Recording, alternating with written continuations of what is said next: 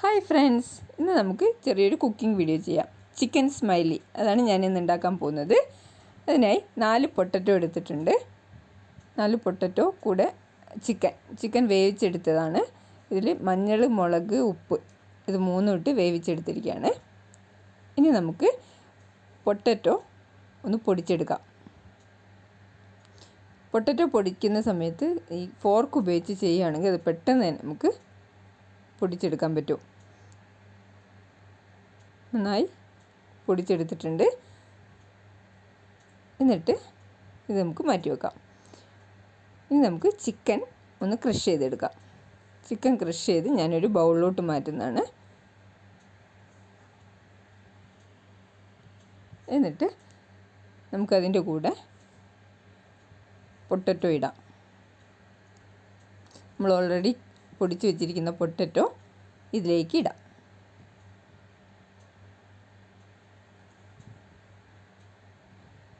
ഇനി എൻ്റെ ചാനൽ ആദ്യമായിട്ട് കാണുവാണെങ്കിൽ ദയവായിട്ട് സബ്സ്ക്രൈബ് ചെയ്യുക, ലൈക്ക് ചെയ്യുക, ഷെയർ ചെയ്യുക.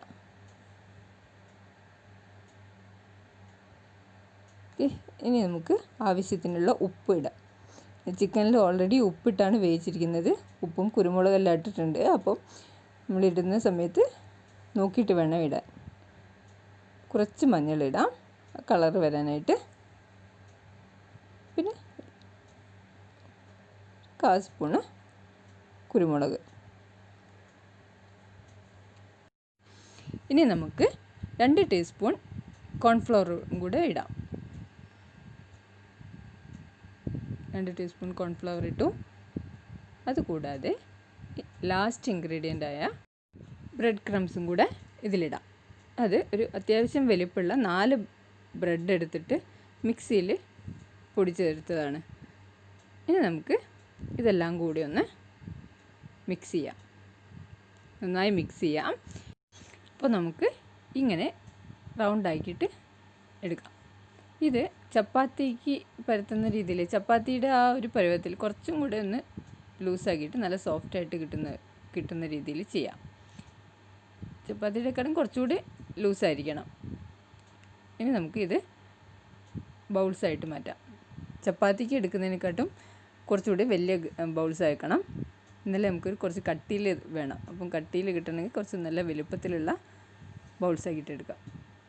അപ്പോൾ ഞാൻ ബൗൾസായിട്ട് എടുത്ത് ഇനി നമുക്ക് ഇത് ഞാൻ ഈ ചപ്പാത്തി പലകയിലാണ് ചെയ്യുന്നത്.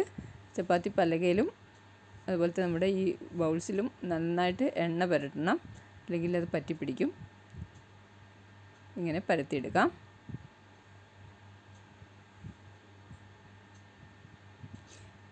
നല്ല കുറച്ച് കട്ടിയിലായിരിക്കണം പരത്തുന്നത്. ഇനി നമുക്കിതാ റൗണ്ട് കിട്ടാനായിട്ട് റൗണ്ട് ഷേപ്പുള്ള എന്തെങ്കിലും ഒരു ഇത് ഉപയോഗിച്ചിട്ട് നമുക്കത് ഇതുപോലെ കട്ട് ചെയ്യാം. ഇത് കുട്ടികൾക്കൊക്കെ വൈകിട്ടുള്ള സ്നാക്സിന് കൊടുക്കാനായിട്ട് നല്ലതാണ്. അവർക്ക് വളരെ ഇഷ്ടപ്പെടും.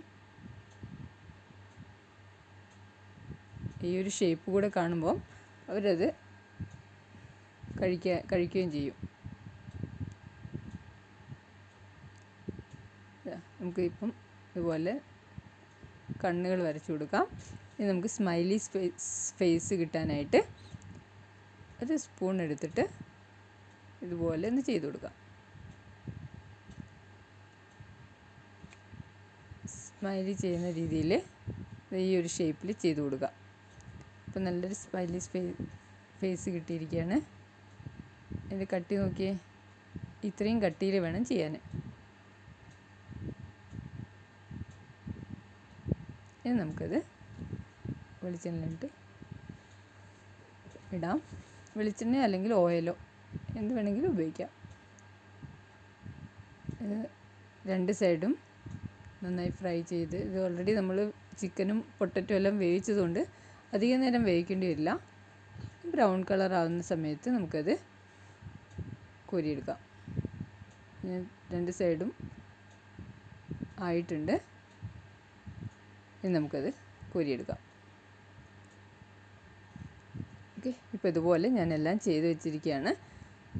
അപ്പോൾ നമുക്കിത് സോസൊക്കെ ഉപയോഗിച്ചിട്ട് കഴിക്കാനായിട്ട് നല്ല ടേസ്റ്റാണ്. കുട്ടികൾക്കൊക്കെ വളരെ ഇഷ്ടപ്പെടും.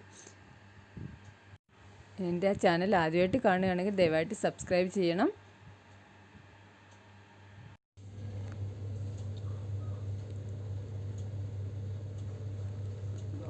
ഹലോ.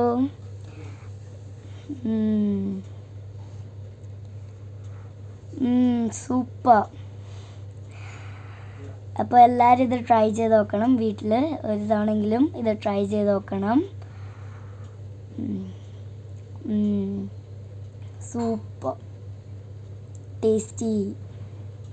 Thanks for watching.